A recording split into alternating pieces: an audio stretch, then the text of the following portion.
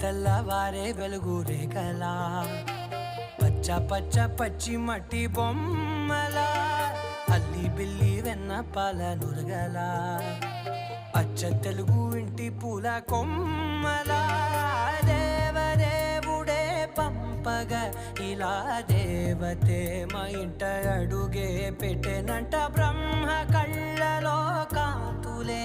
మా అమ్మలా మా కోసం మళ్ళీ లాలి పాడేనంట.